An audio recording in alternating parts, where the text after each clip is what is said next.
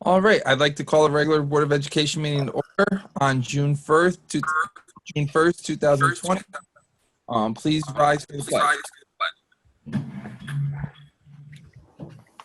Pledge allegiance to the flag of the United States of America and to the republic for which it stands, one nation, under God, indivisible, with liberty and justice for all.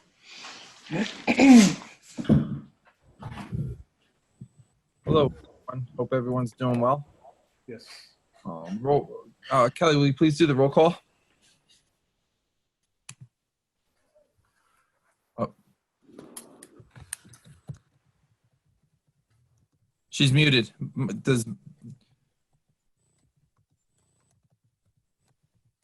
Had to switch to phone. Okay. Better bid? Here. Mr. Case Leal is delayed. Ms. Flynn is delayed. Mr. Delayed Rakowski or excused. Yep. Ms. Adler? She's here. Okay. Mr. Singh? Here. Mr. Wolf?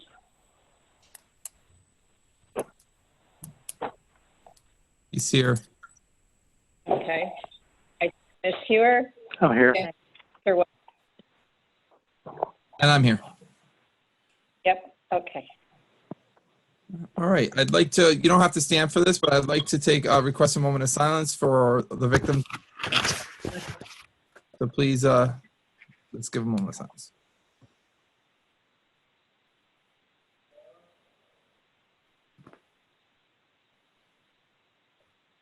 All right. Thank you. All right. So the first part of our meeting tonight is a public hearing. So our public hearing is going to be presented by Anne Marie and Matt.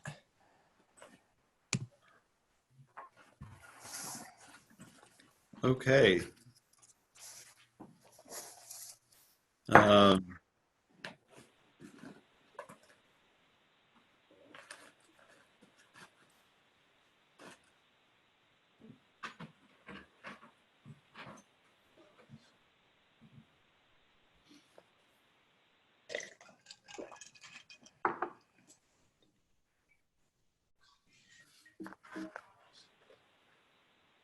There you are.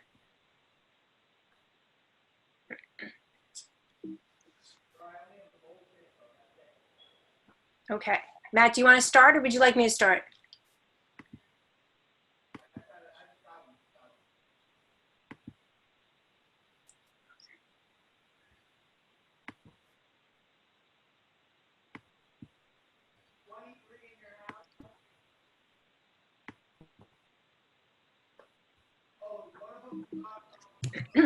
I think we lost some Anne Marie. You want me to start? Sure. Okay. Mike, can you go down to the first slide?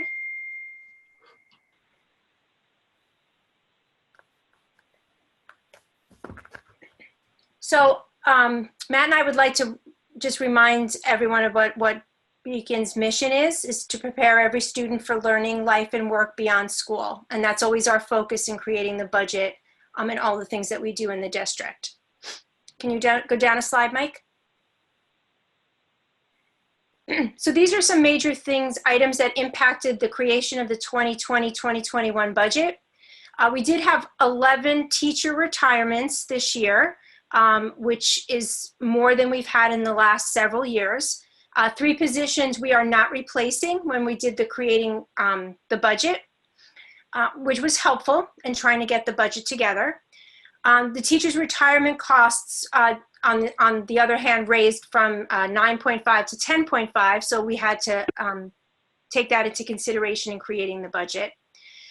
We also had an increased administrative cost for BOCES, and our foundation aid is the same as last year.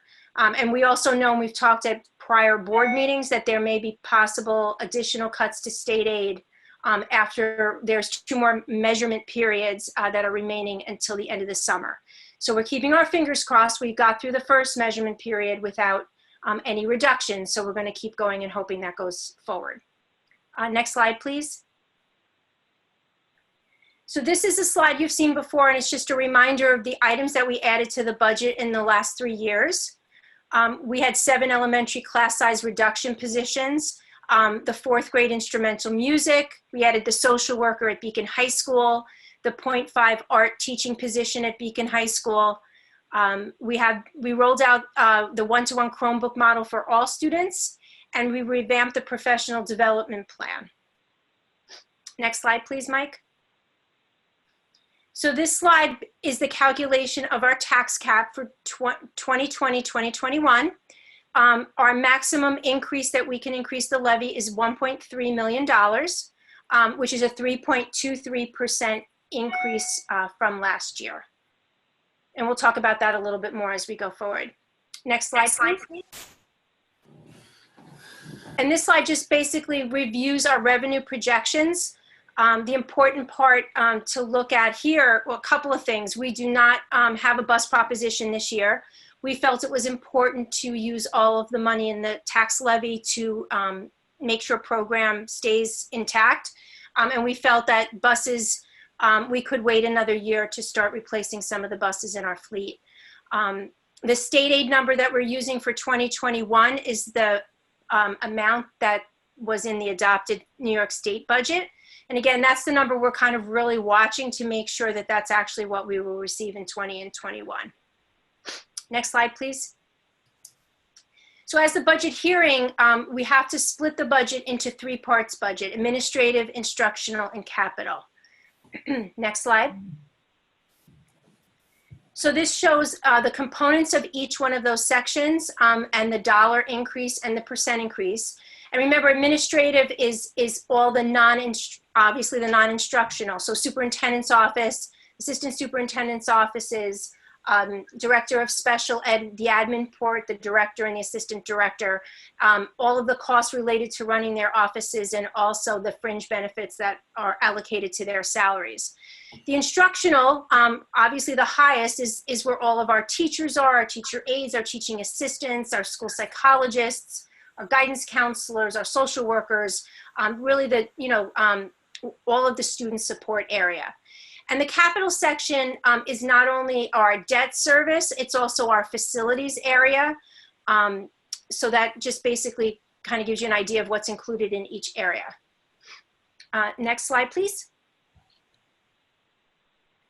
So these are our estimated tax increases if the budget is to pass next week. So for Beacon, it's for an average home in Beacon, it's about $140 a year, which we broke down monthly is less than $12 a month of an increase. Fishkill is $136, and again, very close to $11 or $12 a month. And Wappingers is $137 for the year.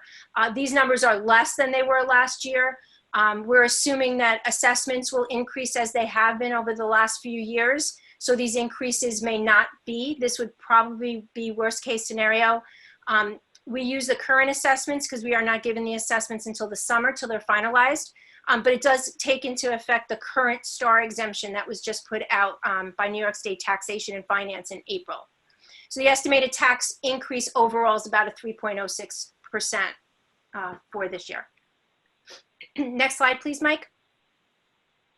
We've shown you this slide before, but we thought it was important to kind of see where Beacon's tax rates per thousand compare with other districts. So this chart shows all the districts in Dutchess County, all 13. Beacon's on the lower side of the tax rates per thousand. So we do provide a lot for our students and our program without really burdening the taxpayer. So I think that this is an important slide also to show that we're trying to be fiscally responsible as well as provide a program as much as we can. Next slide. So the contingency budget.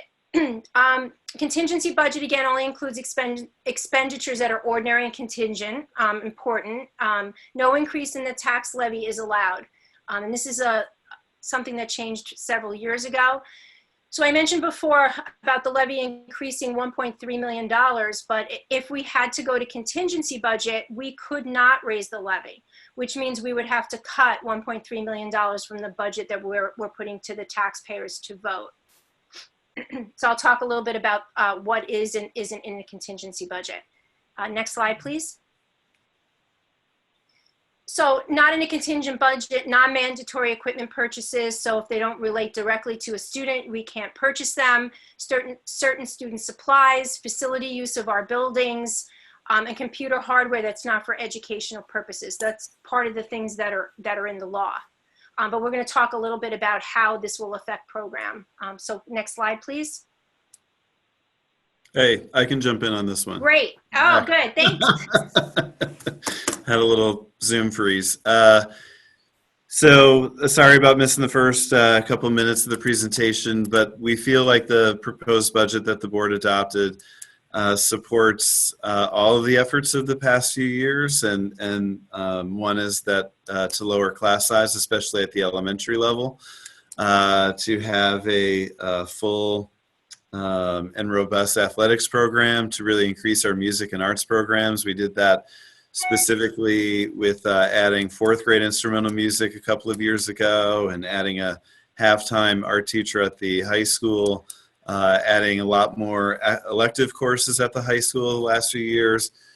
We've increased the number of extracurriculars and clubs the next few years, and I'll add also with this, it's not on the slide, our one-to-one Chromebook initiative. This budget would continue to support that. We've seen how valuable that effort has been as we had to kind of turn on a dime and start doing distance learning really in a matter of a day or two. We were able to get Chromebooks in the hands of every single one of our students after school's closed. And so this budget supports all of that work that supports our students, which is really important to us. So, and thanks to the board for adopting the budget a few weeks ago. Next slide.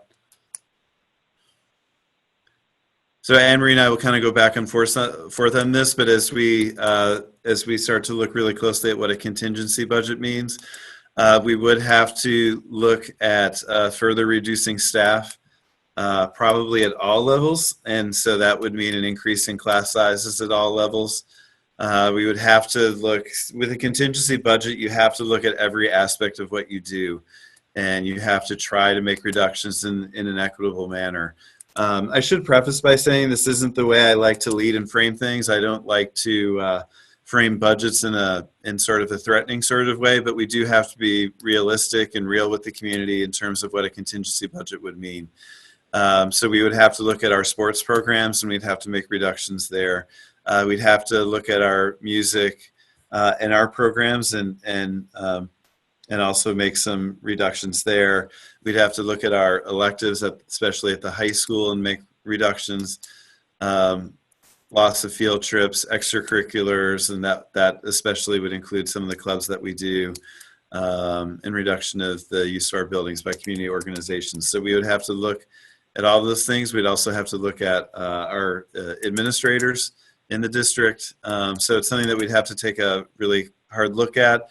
If we'd have to do this, we'd have to have a board meeting probably right after that budget vote, in which we would have to really get into the ways we'd make reductions. And like I said, we'd have to do it in an equitable way, and it would touch every aspect of what we do in the district. Anne-Marie, I don't know if there's anything you want to add. No, that was perfect.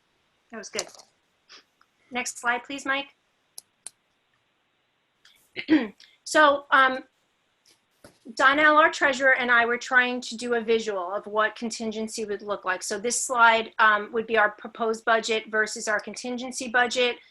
So you're going to see there's, cuts in instructional, transportation would kind of be a little bit less, and then general support. But I think the major visual that I wanted to see with this one is the instructional piece, because that's why we're here. That's where we like to spend most of our money, and we like to put it towards children.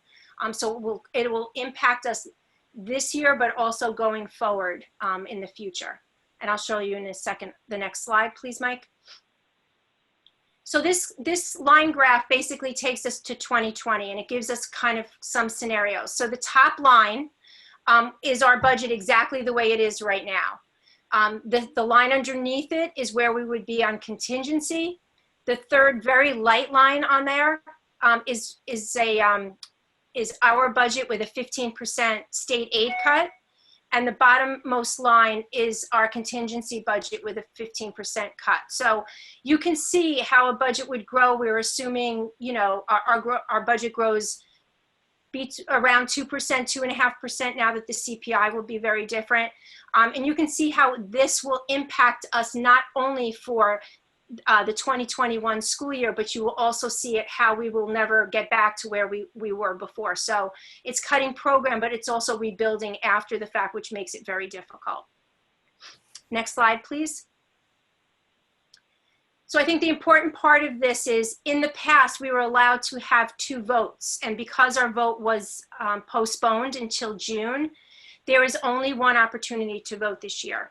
So if the budget fails on June 9th, the district goes straight to contingency. There is no choice for a revote. So it's very important to get out there and vote and know exactly what you're voting for. Next slide, please. I just wanted to go over, the ballot will look a little bit different when you receive it in the mail. So you will have our school district budget vote. That would be one part of it. We also have the library levy on our budget this year, and that's all part of the executive order that Como signed about a month ago. We will have our school district board of education members, but we will also have library trustees. So there'll be 4 places where people need to make a choice on their ballot before they return it to us.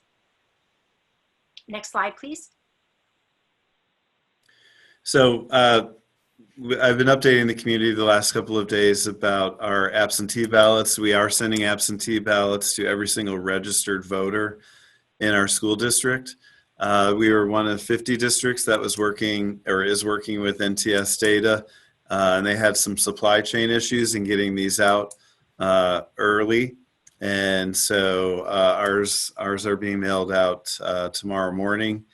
And so to help with the voting process, you can still mail it in, and we need to receive it by Tuesday, June 9th at 5 o'clock. But we also have created a Dropbox way of submitting your vote. So Dropboxes will be available at 3 locations, Beacon High School, the District Administration Building, and Glenham Elementary on Friday from 8 to 5.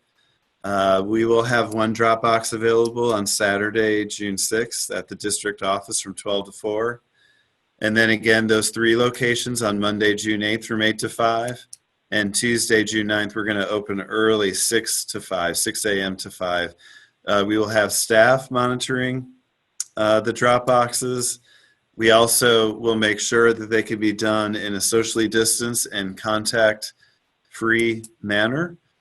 So we've already created the boxes, but we're going to create a drive-through sort of thing that you can just put it in from your car.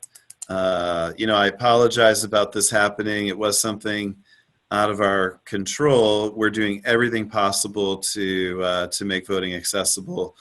You don't have to personally be the person who brings your vote in. Someone else can bring it to the Dropbox too. So you can do it 2 ways. We tried to make the Dropbox available in different locations, also on different days.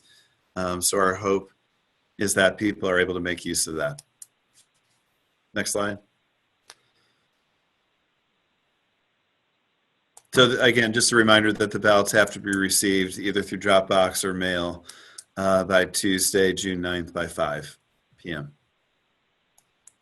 And the postage that you put on for returning by mail doesn't cost the district anything if people end up dropping their ballots, right? Yes, no, that's correct. So if people can safely do that, they can save the district some money. I have a question about these ballots. Are they individually marked so that we could prevent fraud or anything like that?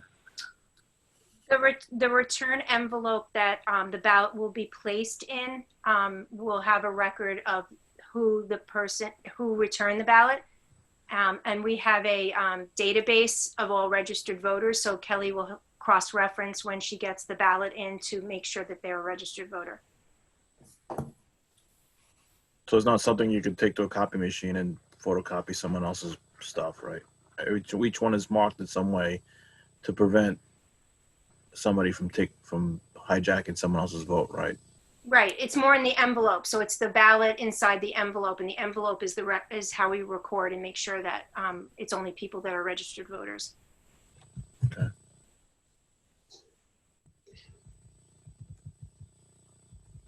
I had a question. Yeah, I had a question about that slide that you had comparing us to the other districts. Yes. So that's a very interesting slide. It's per 100,000. How does that look like? Because some of these school districts you have there are smaller, some are larger than ours. I know Arlington is huge, but they also have a bigger budget. So I mean, how does that? I know in the past in the postcard we used to actually post a percentage, not a percentage, like an amount per student or something like that. Right. So so everybody calculates their taxes the same way. It's their assessed value times the tax rate. Their assessed value minus the star exemption. And you multiply that by the tax rate and you divide by 1,000. So if you're using a higher tax rate, then the taxes would be higher in the school district. So even though I can use Arlington as an example, even though Arlington has a bigger budget, it has more taxpayers to collect from, but you're also paying more in school taxes. So if you were to take the same house and you put it in Arlington School District and you put it in Beacon and it's the same assessment, then Beacon, your school taxes would be less in Beacon than in Arlington. The tax rate really generates the tax bill. Yes, no, I understand that part. That's the per thousand. But what about per student? How would you compare to other districts per student? Per student, I mean, we've basically increased more. We were always at the 11th or 12th per student. I don't have the figures with me. Okay. We have gone up a little bit, so we are spending more instructionally, which is actually important if you're showing it per student. So even though their budgets are higher, they may be spending it in other areas. So we have moved up more towards the middle, not quite at the middle, but almost at the middle. Gotcha. I have a question after. If you want to finish, Anthony? Yeah, I had one other question. There was a question on the graph about the general fund revenue where you had 4 lines. This 15% you keep mentioning, is that what is coming down from Albany, that there would be a 15% reduction? There might be a 15% state reduction in aid? They actually said 20%, but we think it would be more realistic to be 15. I'm hoping it's 0 and that we get exactly what they told us we would get. So 2 issues. One is they have to meet certain benchmarks, and the budget director will make the adjustment. When we went through the first measurement period, they were deferring to get federal stimulus money. But I don't know, one, we don't know if the federal stimulus money will 100% help with what the state is incurring. And B, we're not sure we're even getting the state is not getting the federal stimulus. So we're just trying to show 15 other districts are going more towards the 15 level. Any reduction in aid right now after we've adopted the budget would be hard for us. That's why we are trying to beef up our reserves and our fund balance for the 1920 school year to try to help offset any kind of reduction we receive in 2021. Thank you. Before we get to the public comment. Oh, I'm sorry. Sure. Okay. No problem. I'll address it, make sure that the public has a chance to speak. Did any other board members have any questions? I just wanted to ask, could you go over which positions are not being replaced? Do you want to do that, Matt, or do you want me to do it? I can do it. We had a math position at Rombout that we are not replacing. Class sizes across a couple of the grade levels at Rombout for math were very, very small. We have 2 math teachers leaving after working with Mr. Soltish and his team. We decided we could still carry out the program by just replacing 1. And then we have two folks leaving at the elementary level. And, and so there's two positions we're not replacing at the elementary level. One is a class size reduction position at Forrestal. This actually was at 5th grade this year, and we won't need next year. And then the other is a class size reduction position at Glenham. And Cassandra Orser's, looking at her numbers to make sure it doesn't have a direct impact. The class size average for elementary school got down to 18.4 or 18.5. Losing the two positions would put us at about 19 average for next year. So we're still feeling like we're fulfilling the goal of good class sizes for elementary kids. Question, Meredith. Any other board member questions? All right, so now if you're a member from the public and you have a question and or a comment, just please identify your name and address, and then you can, then I'll let you, then you can speak. So Marie, I think that you had a question. Yeah, hi, Marie Needham. I'm at 600 Sacandaga Loop in Fishkill. It's a new construction last year. There are 24 units that were built and everybody moved in now over since 2019 to this year. I was here last year too, but our assessments, now I have a question as far as the timing of when you determine the tax rate, because our assessments, because it have gone up like 80%. So once you find our when do you determine the tax rate? If you have a total, what is it, tax levy amount, you need to collect that amount. If you find a whole section, I don't know how it compares to the whole population of Beacon and whatever, part of Fishkill or wherever. When do you determine the tax rate? If you find that you have enough, the assessments are increased, will you be able to not raise the tax rate as much? So we receive the assessments from the town and the city in the summer. So we don't set the tax rate until August, when we actually do the tax warrant right before the school bills go in.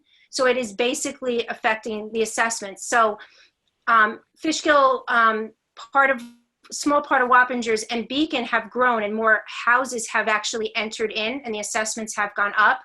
So our tax rate has decreased over the last few years. So we won't know for sure until all the assessments are finalized at the town and city level. And then we're giving to it over the summer. And then at an August board meeting, we adopt the tax warrant where we talk about it.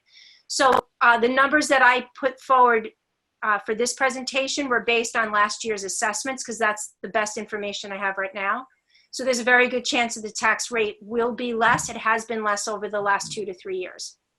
Okay, because I thought I saw 3.06 of, what was that, the increase in the rate? That's an average of the increase in the rate, but that's assuming that the assessments stay flat from last year's assessments to this year. And we know that that has not happened. So I use last year's assessment as a benchmark, and almost like that would be the worst case scenario, knowing that there are additional assessments that will be added on between now and the summer. Okay, well, that's promising.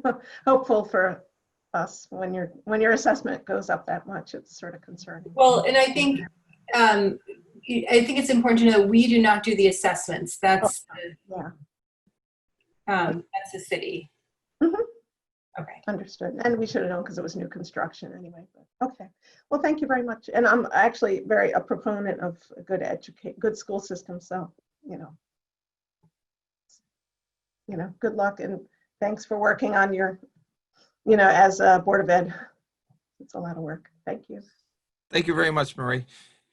Is there any other member of the community that would like to ask questions?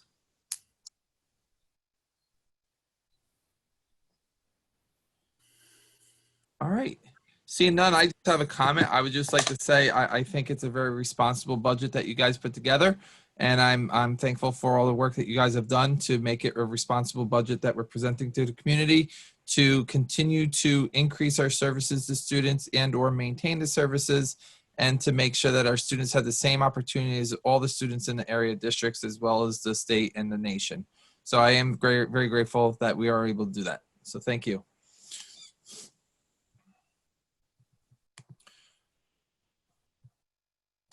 All right. I need a motion to adjourn to executive session to review the employment history of a particular individuals. Motion. Is there a second? Anthony seconds. Comments or questions? All those in favor? Aye. Aye. Opposed? Hearing none. It's 1, 2, 3, 4, 5, 6. Sorry, 6. 6-0. All right, so we're going to go to a different video conference platform for exec, and then we'll be back. Matt, what do you think? About half hour, 45 minutes? Half an hour. Half hour. Yeah. All right, so we'll be back. All right, so next on the agenda is there are no items on the agenda that need to be corrected.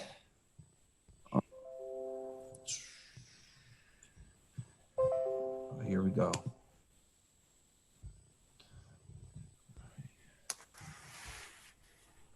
I need a motion to waive policy 1230, public participation at board meetings to allow the participation via video conference. So moved. Second, Second. comments or questions? All those in favor? Aye. Opposed? Motion carried 6-0. There she is. Ta-da! All right, so I would like to open the floor to the public. If you would like to address the board, there is a chat feature. You could type in your name and say that you would like to address the board, and we will, Mr. Kaylee will unmute you so you could address the board. Would anybody like to address the board?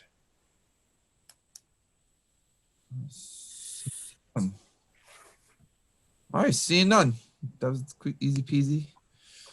All right, so we're going to go to Superintendent's Report. Good evening. Thank you for this opportunity. I first want to start by reading a statement about what's been occurring again, or what we've been witnessing again in our country. We Americans have all been witness again to the horror of racism in this country and its deadly impact on Black Americans. As the superintendent of the Beacon City School District, I will work to put every ounce of my leadership efforts in working to fulfill the Board of Education goal, which is to work to eliminate race, ethnicity, class, gender, sexuality, and disability as a predictor of student success, and to create a culture of care for all of our students. This is hard, tough work, and actions are more important than words, so we will first work to reopen our schools when it can be done in a safe and healthy manner. This reopening work needs to focus on the health of our students and staff, but also on establishing an even stronger culture of care for our students and our community so we can all achieve at high levels. I look forward to future conversations and actions and to work with the community on making us all stronger. So the second thing I would like to just report on is graduation efforts started today. We had about a third of our 213 students graduating to walk across the stage today in an extremely socially distant and safe manner. And it was, I was there for a lot of it today. It's hard for me to be there for all of it because it's I think it's almost 4 straight days of students going across the stage, but it's very moving to see our students do this. It's very meaningful. Families and students, I think, have been very appreciative. So I want to just commend the high school and all the people that kind of came together to put this plan together. So as the students get out of their car, and their family also gets out and goes right in front of the stage, and the students walk across the stage, and the family gets to take pictures, but we also film it and take pictures because that walk across the stage will be part of our video for students. And it's, I think, you know, we've done the best with all the limitations and the restrictions that we have in place, and it was very meaningful to be a part of it today. So my hat's off to the class of 2020. We're going to put this video together, and we look forward to seeing it at the drive-in on June 24th. And the video will also be released digitally for everyone to see. I think we're releasing it at the same time, but I need to double check on when we're releasing the digital version of the video. Just quickly back to the statement that I read. I don't like reading statements, but I wanted to be clear in what I said with that. And I do mean what I said. And it seems like a lot of things I've been reading lately talk about action being more important than words. And so I'll focus on my actions. One of the actions is listening. And a lot of this has been really hard because we're not together. We're only together in a digital sense, it seems.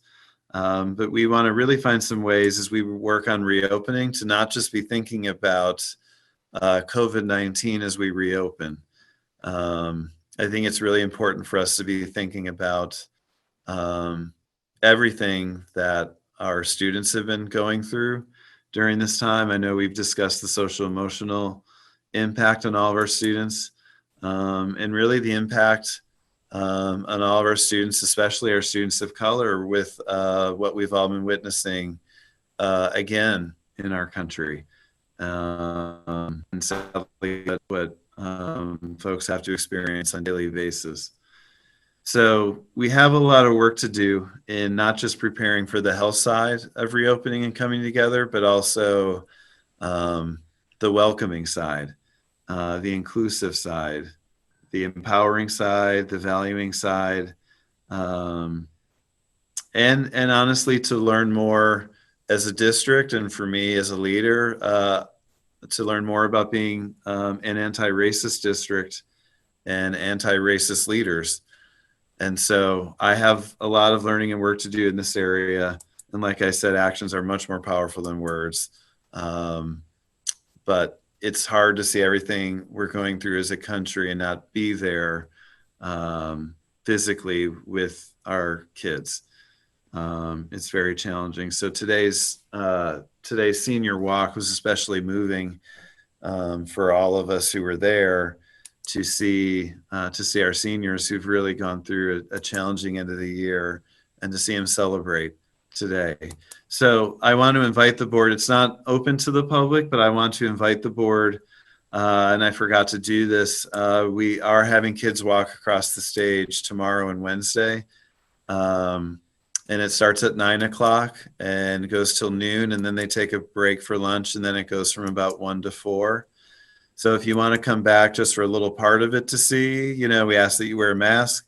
But you can clap for the students as they walk across, see what it means for their families. But it was quite a juxtaposition to see what we're going through as a country and to see our seniors walking across that stage today. It was really also powerful to see it on the back field. And just a few months ago, it felt like the whole community was back there for homecoming, for both the game and the fireworks, but I think on a different level to also just be all together. And so we also really look forward to doing that as well. There's a lot of work to do in our community and our district for sure, but also our country. And I really look forward to being a part of that. So thanks, Anthony, for the chance to speak tonight. No problem. Thank you. All right, committee reports, including board comments.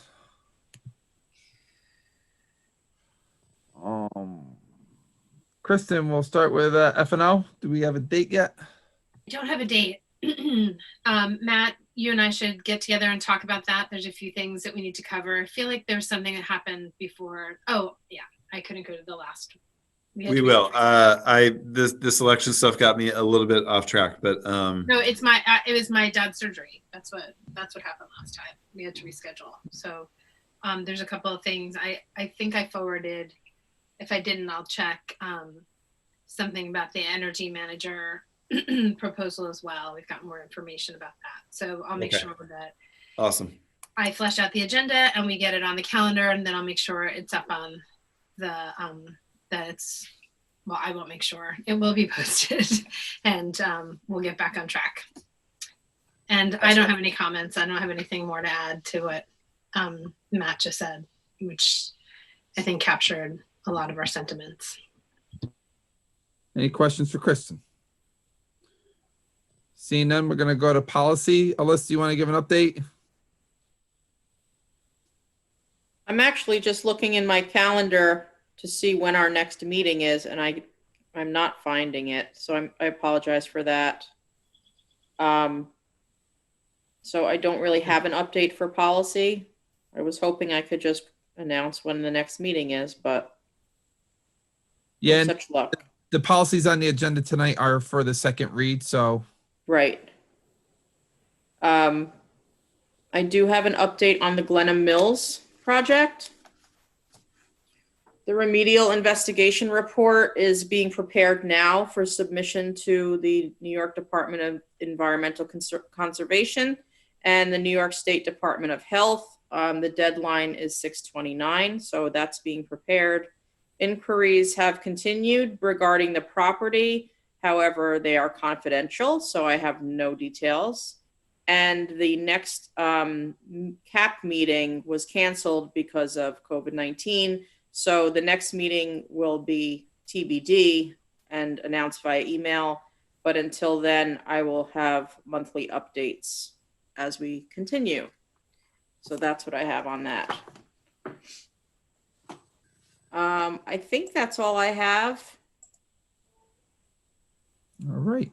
I don't see anything that stands out on the policies to review tonight. They're pretty straightforward. Yeah. Any questions for us? Seeing none, we're going to go to public relations. Craig?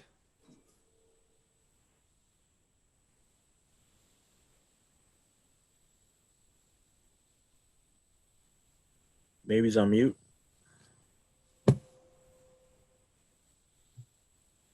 He's still here, right? He's here, and I think his phone, is he one of the phone numbers that's called in Yeah, as well? 227. They both are on mute. Greg, Maybe you he- gotta unmute your phone. No, it's a Zoom mute. I don't think controls. Oh, that. Mike, can you unmute the phone, the other one?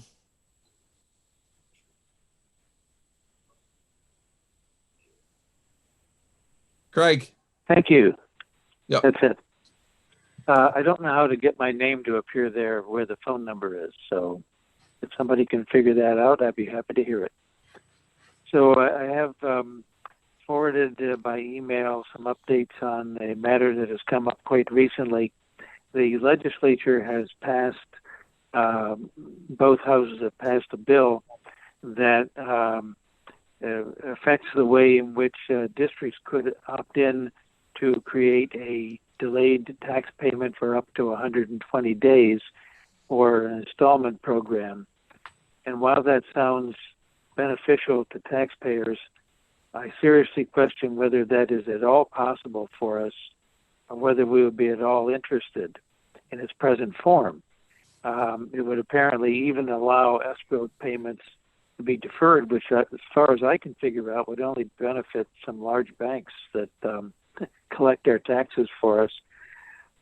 So this proposal has been posed by NISBA, also by the New York State Council of School Superintendents, by the Lower Hudson Education Conference. So what I've seen so far, I think that there's some sort of political risk here, is that the legislators can make themselves look like the good guys, but it puts us on the hot seat and makes us look like the bad guys when we say, what, you want us under all these conditions to also defer tax collections? And we're going to have cuts in state aid. We've already been honing our budget down, and who knows what else comes down the pike. So I'm suggesting that we notify the governor our opposition to signing the bill in its present form. I have no idea what his stance is or if he's even taken it up as yet. but I imagine that will come soon. I would hope that Mrs. Corderoni has become familiar with the implications of this, and since she's our CFO, I think it would be appropriate for her to address this matter. I would like to put it on the agenda for tonight at an appropriate spot, Mr. Chairman. Could we do that? Sure. So why don't you make a motion that right now to add an item to the agenda, and then we could do it after board comments. So I'd like to move that we add to the agenda an advocacy opportunity on the subject of tax payment deferrals. Anthony seconds. Comments or questions from any board members? All those in favor? Aye. Aye. Opposed? Motion carried 7-0. All right. What we'll do, Craig, is we'll put that on right after committee reports before the consent agenda. So, Kel, Okay. all the consent agenda items, 8.01 through 8.16 will become 9. We're probably not going to have a second exec, so adjourn would still be 10. All right. Sorry, Craig. Thank you. That's All right. it. Any questions for Craig? All right, Anthony. Good evening. So there hasn't been a diversity committee meeting for obvious reasons, but I do thank Dr. Landau for his words and his comments regarding the what's going on in the national landscape. It does affect, I believe sincerely that it does affect our children locally.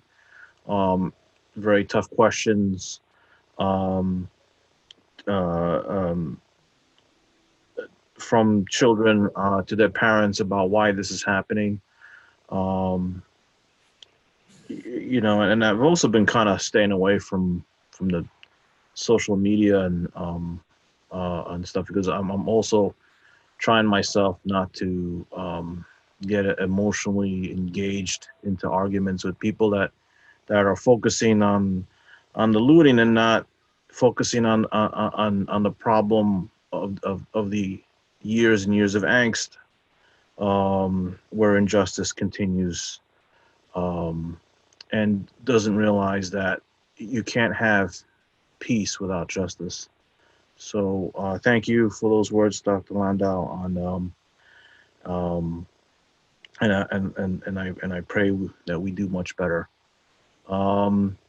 I did have a question, not for this meeting though, but maybe for a future meeting. I know we talked about DocuWare a while back, and I know DocuWare has been talking to the city of Beacon, with the council and the planning board about about their contribution to the school or their potential contribution to the school, but I don't know what that is actually. So I don't know if I don't know if that, you know, if we're, I don't know if we had a recent meeting with the city. Obviously under these conditions, I don't think we need to, but you know, I think at some point we were talking about having regular meetings with the city and comparing notes with projects and stuff like that. And, you know, but I think the danger is that I do know that type of messaging to the council and the planning board that, you know, please give us the variance or this plan or whatever, because we will help the community and we will help the school, is a selling point. But if they actually are not helping the school, I think it's important to point that out. You know, we shouldn't be used as an advertisement for them. That's all I have. Thank you very much. Any questions for Anthony? Anthony, I think that's a really good point and an important, and business is being done even though we're in a crisis. So I don't know if, you know, one of us should just reach out to the mayor and see about trying to get that sort of meeting going, because I totally agree with you there. I think it's important to stay on that. Thank you. You're up, Meredith. I don't have any committee reports. There are no more Dutchess County School Board Association meetings this year, although they have been very good about staying in touch about what's going on, and also the Lower Hudson Education Coalition. And they totally agree, Craig, with the concerns you have about the delaying of tax payments. I did want to say thank you, Matt, for your words. I totally agree. And I think it's important that all of our families hear those words and hear our intentions going forward, and how they actually fit in really well with everything that we have been working toward already. I attended the protest today on Main Street that went down to Big Square and then down to the Riverfront Park. And it was really amazing. It was really impressive. It was led by young people. I think most of them were 20 or under, many of them Beacon High graduates, many of them still at Beacon High. And they expressed with great clarity and emotion their experiences and how they feel that they have to walk in the world that we live in right now. And it was very peaceful. Actually, someone fainted at one point, and everyone took a knee. And there were, some people were saying they thought there were 1,000 people there. There were at least 500 people there.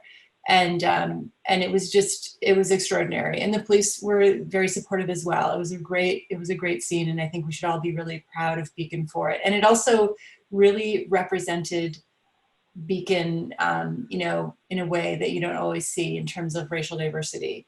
So I just wanted to let people know that it was great. And that, we're going to be getting these kids back in the fall and whatever way we do, and they will have experienced all of the videos that we're all seeing and everything. And we do really need to figure out how we're going to build that into the curriculum so that they can express what it has meant to them.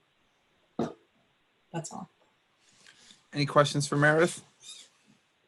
I just have a comment to tack on to what Meredith just said. And I just am feeling today so grateful that our kids are growing up here in Beacon, where it's so diverse. I think our kids are really lucky to be growing up in a diverse community, where I know that there are lots of kids who aren't so lucky and who don't get the perspective that our kids get. Absolutely. I totally agree. I just want to thank Meredith for participating in that event today. Right. The only board comments I have is to remember, once you get your ballots, to vote. I think the district has worked hard to ensure that we're giving every possible way to make sure that you could do a drop off and so you could get it in a timely manner. Unfortunately, there are constraints that we have that are dictated from the state that we need to adhere to. And I appreciate the work that Matt and his cabinet have done to ensure that the votes will be received by the voters in enough time to vote and to have their voices heard. I think that this year's budget is very responsible. I think that the administration and the all administration, bill administration and district administration put a lot of thought into it to make sure that we can maintain the programs across the district, and to also keep that low class size, embedding the strategic plan in there, making sure that we're still doing PD opportunities for all staff. So I really do appreciate that piece. I think it's going to be more important that we utilize BOCES, as Matt has said that we're going to do, utilize BOCES as its enable service to enhance our programming as much as we possibly can. So I just want to thank them for all their hard work. I know the next 10 days are a little, 9 days and a half, I'd say, are a little pit in the stomach to see which way it goes, especially when it's unknown, because we've never done it this way. I'm expecting that voter turnout should be more than typical. So I'm just hoping that people get out and vote and support the school district. All right. So Craig, we added your item to the agenda, which is a discussion and or a resolution about the taxes, tax defer as 8.01. So do you want to start that conversation? Thank you. You got me? Yep, we can hear you. Good. Good. So I sent an email, if you can call it up on your board email, a draft of a possible motion and two earlier descriptions that provided some of the commentary from the other organizations. What I would like to know is if Anne Marie would like to elucidate on what the potential impacts of this might be to our district if it were passed in its present form or in any form. So delaying revenue and tax payments would definitely be a burden for the school district. We wouldn't have the cash available to pay our bills in a timely manner. It may, if it's significant enough, we may have to borrow money that normally we would not have to borrow, which we would incur interest expense that we did not budget for and that we normally would not need because we have enough cash flow to get through tax season the way it is right now. So it would definitely negatively impact our cash flow position and our budget. I can't imagine it otherwise. I think that there is a one small positive element that is embodied in this proposal, and that is to give some relief to people who are stressed out financially. But so are we. So we have a responsibility to be able to provide the education that we're here to provide. And I don't feel there is any call for this because of just because of COVID. I'm familiar with similar proposals for installment plans that have been brought up over the years under circumstances where we did not have this kind of stress. So that cuts both ways. On the one hand, yes, there is additional stress for some taxpayers. But on the other hand, trying to introduce some kind of a new plan like this in the middle of a crisis seems to me to be a really bad time to try to be pioneering some kind of changes in tax policy when we've passed up the opportunity to do it in previous times when there was no great crisis on our backs. If you have a chance to look at your email there, I could read this aloud now and see how we feel about it. So I'll read this proposal to be sent to Governor Andrew Cuomo with copies to our state legislators.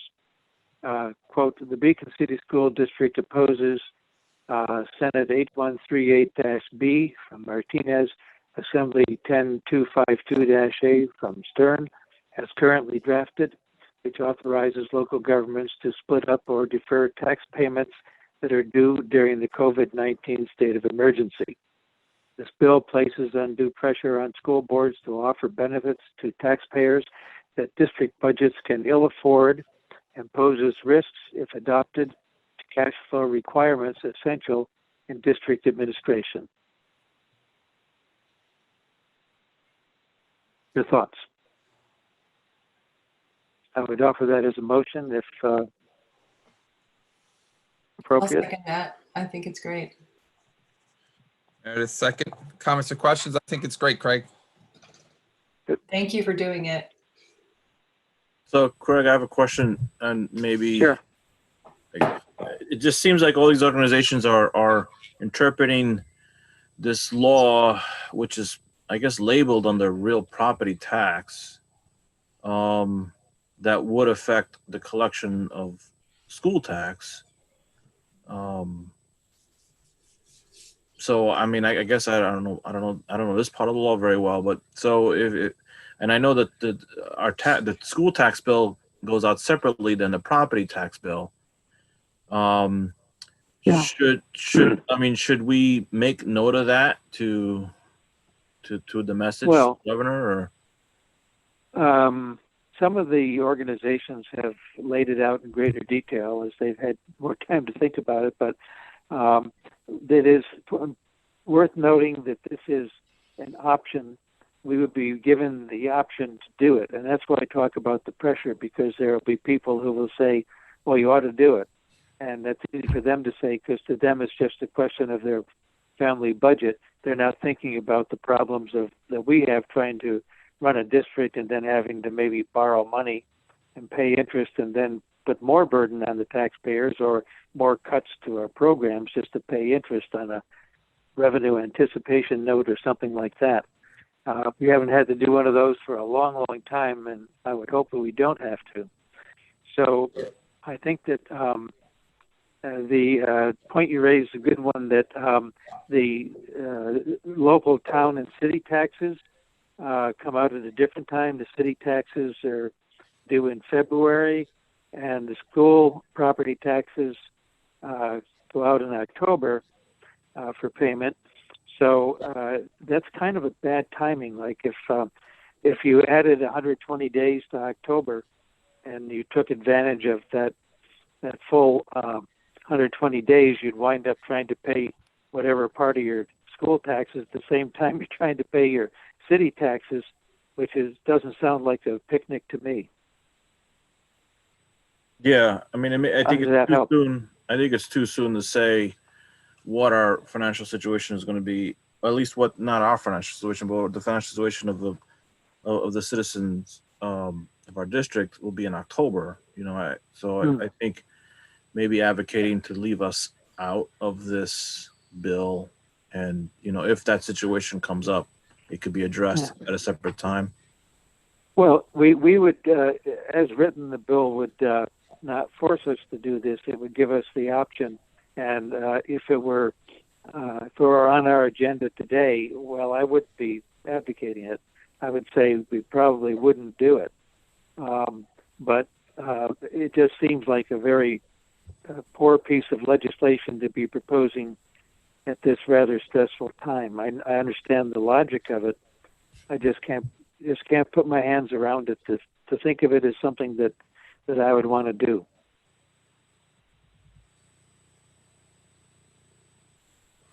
Okay. So all those in favor as stated, as Craig wrote it? Aye. Aye. Aye. Opposed? Motion carried 7-0. Thank you. Craig, I would just ask that you include that to Kelly and Matt and Anne Marie so they have it. I don't know if they were on the original email. I will make sure that. All right, thanks.